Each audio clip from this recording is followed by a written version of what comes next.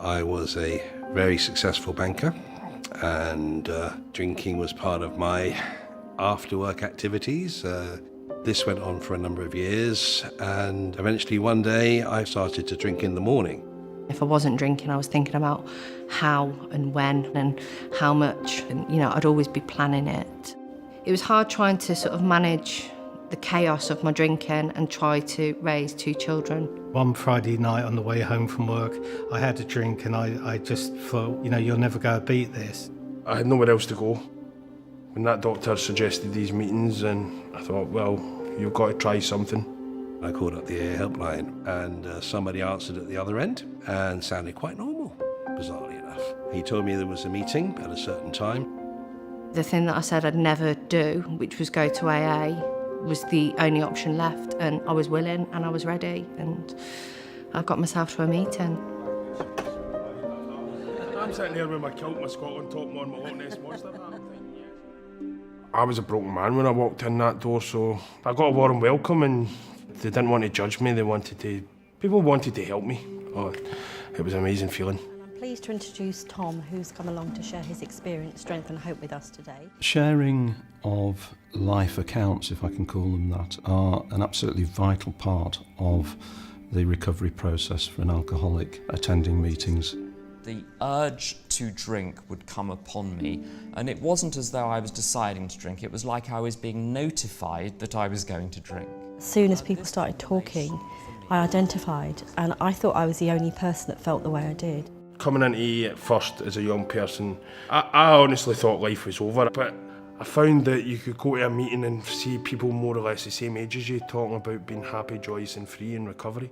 I had a real feeling that I'd come home to somewhere where the people were like me. The meetings run all the time during the year. There's no specific numbers for attendance at a meeting.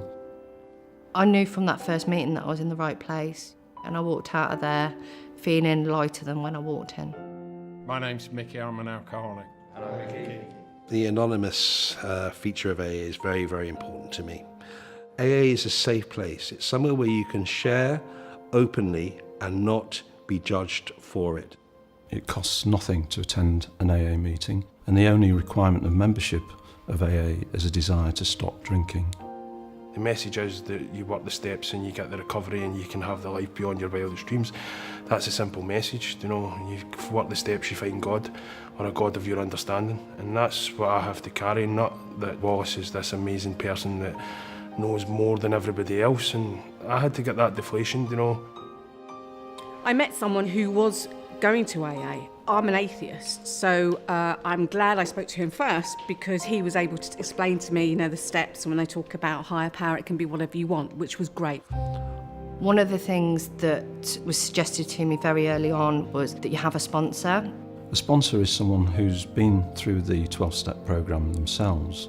They're someone who's maintained sobriety, often for many years, and have experienced what the newcomer is going through. It's someone there to sort of guide and nurture you through your sobriety and your journey. You'll get perspective without judgment, which is fantastic. My sponsor told me last week it's time I started looking the world in the eye. It is important that we can go into a meeting and we can share not only the good stuff but the bad stuff too. I've got a tape from the library which you were supposed to play to yourself during the night that would help you stop, and strangely enough it didn't stop my drinking, but there you go.